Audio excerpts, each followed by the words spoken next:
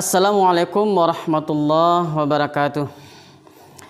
Alhamdulillah, alhamdulillahirabbil alamin wal aqibatu lil muttaqin wassalatu wassalamu ala asyrafil anbiya'i wal mursalin wa ala alihi wa ashabihi ajma'in. Asyhadu an la ilaha illallah wahdahu la syarikalah wa asyhadu anna Muhammadan 'abduhu wa rasuluh alladzi la nabiyya ba'dah. Qala Allah Ta'ala fi kitabih karim wasta'inu bis sabri was salah ila akhir ayah. Kaum muslimin rahimakumullah, mari kita senantiasa mensyukuri dan meningkatkan iman dan takwa kita kepada Allah Subhanahu wa taala, yang mudah-mudahan dengan iman dan takwa tersebut Allah Subhanahu wa taala akan senantiasa membimbing kita ke arah yang lebih baik. Kemudian kita bersolat pada Rasulullah SAW, yang mana beliau adalah contoh tauladan kita yang baik, yang perlu kita pedomani, yang perlu kita amalkan dan kita ajarkan dalam kehidupan kita sehari-hari, sehingga kita bisa menjalankan aktivitas kita dengan sebaik-baiknya. Kaum muslimin rahimakumullah, adapun yang akan kita sampaikan pada hari ini adalah berminta tolonglah kepada Allah Subhanahu wa taala.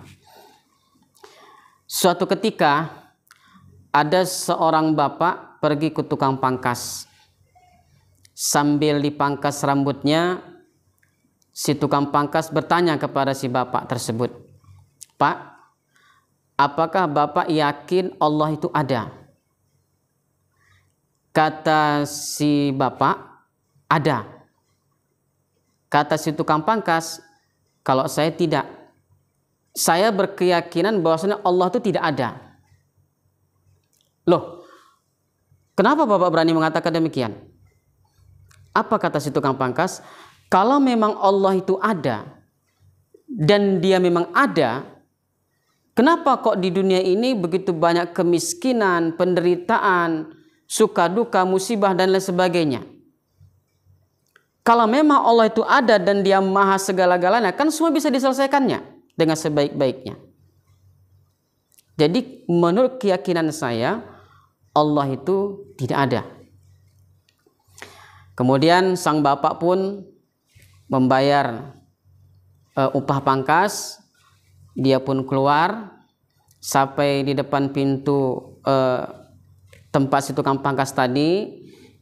Si bapak tadi melihat ada seorang anak muda berewokan, rambutnya acak-acakan. Kemudian dia bilang, "Wahai anak muda, saya mohon minta waktumu sebentar saja. Ayo kita masuk ke dalam." Begitu masuk ke dalam dan menemui si tukang pangkas, kata si bapak tadi kepada si tukang pangkas, "Pak, ternyata di dunia ini tukang pangkas itu tidak ada." Kata si tukang pangkas, "Loh, Bapak tadi kan baru datang ke saya, baru minta tolong ke saya supaya dipangkas rambut Bapak, ya, kumis Bapak dan segala-galanya dibersihkan. Kenapa Bapak berkeyakinan bahwasanya tukang pangkas itu tidak ada?" Kata si bapak dengan tersenyum, "Pak, kalaulah memang tukang pangkas itu ada, kenapa kok ada anak muda seperti ini? Berewokan, rambutnya acak-acakan, wajahnya berantakan seperti itu." Apa kata si tukang pangkas? "Pak, itu salah dia. Kenapa dia nggak minta tolong sama aku seperti Bapak tadi? Bapak jangan salahkan saya. Itu salah dia sendiri, kenapa dia nggak minta tolong?" Apa kata si bapak? "Pak, begitulah Allah. Penderitaan, kesusahan, musibah dan lain sebagainya yang dialami oleh manusia sekarang seperti ini, kenapa? Karena dia nggak mau mendatangi Allah. Allah kan sudah mengatakan, wasta'inu. Jika kalian menghadapi apapun, wasta'inu bis sabri was shalah, minta tolonglah kalian kepadaku dengan sabar dan sholat. Jadi karena kita nggak mau minta tolong kepada Allah, ya sudah. Si tukang pangkas pun terdiam. Ya. Nah, jadi kaum muslimin rahimakumullah, itulah kita ini. Marilah kita untuk senantiasa apapun yang kita alami, senantiasa kita minta tolong kepada Allah. Dekati Allah. Perbanyak ibadah kita kepada Allah Subhanahu wa ta'ala. Ya. Di antaranya apa? Dengan sholat. Di antaranya dengan sholat. Makanya kata Rasulullah, as-salatu imaduddin. Sholat itu adalah tiangnya agama. Kita tahu bahwasanya dalam Islam itu, dalam rukun Islam kita sudah pernah melihat ada yang sama namanya syahadat, kemudian yang kedua yang namanya sholat, kemudian yang ketiga namanya puasa, zakat, dan haji. Ya, syahadat, sholat, puasa, zakat, dan haji, ada 5. Saya ambil contoh. Saya megang gelas ini misalnya, cangkir ini. Kita tahu tadi andaikan saya lepas jari yang kelima. Ini tadi kan haji. Cangkir ini masih terpegang. Ya, artinya apa? Jika kamu mampu berhaji, berhajilah. Jika tidak mampu berhaji, tak usah berhaji. Ketika dilepas haji, masih terpegang. Saya lepas jari yang keempat. Zakat. Artinya apa? Maknanya apa? Jika kamu mampu berzakat, berzakatlah. Jika kamu tak mampu berzakat, terimalah zakat. Jadi 2 aja Bapak Ibu. Berzakat atau terima zakat. Ya. Nah, jadi saya lepas jari yang kelima masih terpegang, haji. Saya lepas jari yang keempat, zakat masih terpegang. Saya lepas jari yang ketiga, puasa. Ya. Masih terpegang cangkir ini. Maknanya apa? Jika kamu mampu berpuasa, berpuasalah. Tapi jika tidak mampu berpuasa, maka bayar fidyah atau mengqadha dan lain sebagainya. Dan yang namanya cangkir ini masih terpegang. Saya lepas kelima haji terpegang. Saya lepas yang keempat zakat terpegang, masih terpegang. Saya lepas jari yang ketiga yang namanya puasa masih terpegang. Coba bayangkan Pak, andaikan saya lepas jari yang kedua, apa yang terjadi? Cangkir ini pasti akan terjatuh. Itulah dia sholat. Ya. Itulah dia sholat.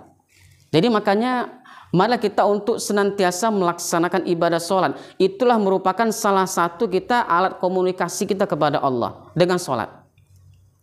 Ya, jadi musibah apapun yang kita alami, penderitaan apapun yang kita alami, jangan jauh-jauh dari Allah Subhanahu wa ta'ala. Ya, jangan jauh-jauh dari Allah Subhanahu wa ta'ala. Wasta'inu, ya, minta tolong kepada Allah. Teruskan, jangan kepada yang lain. Karena nanti kalau ada sesuatu pada diri kita, kemudian kita minta tolong kepada yang lain, apalagi ke dukun misalnya, ini bisa lari kepada kemusyrikan dan sebagainya. Ya, kenapa? Allah Subhanahu wa ta'ala memberikan kepada kita itu sudah sesuai dengan kita. Hanya saja mungkin cara berpikir kita atau mungkin ilmu kita belum sampai ke sana. Padahal sebenarnya Allah sudah memberikan kepada kita itulah yang terbaik. Makanya Bapak dan Saudara lihat ya, dalam dalam Al-Baqarah ayat 216 Allah sebutkan yang kamu sangka baik belum tentu baik menurut Allah. Yang kamu sangka buruk belum tentu buruk menurut Allah. Jadi makanya malah kita untuk senantiasa berbaik sangka dengan apapun yang diberikan Allah. Dengan kita berbaik sangka, maka hidup ini pasti akan kita rasakan dan kita rasakan dengan sebaik-baiknya. Ya. Nah, jadi jangan seperti tukang pangkas tadi, ya, dia mengabaikan Allah tanpa mengatakan ikut campur tangannya Allah Subhanahu wa ta'ala. Jadi makanya Bapak dan Saudara, ya, mari kita untuk senantiasa meningkatkan iman dan takwa kita kepada Allah. Selalulah kita minta tolong kepada Allah dalam situasi kondisi apapun, ya. Mari kita untuk senantiasa dekat kepada Allah Subhanahu wa ta'ala, ya. Fansuruni yansurkum, kata Allah. Tolong aku akan menolong kalian. Bagaimana cara menolong Allah? Kerjakan perintahnya, jauhi semua larangannya. Insya Allah mudah-mudahan ya apa yang kami sampaikan walaupun singkat ada hikmahnya bagi kita semuanya, dan mudah-mudahan kita tetap dalam keimanan kepada Allah Subhanahu wa ta'ala. Ila liqa' ma'assalamah. Mohon maaf. Assalamualaikum warahmatullahi wabarakatuh.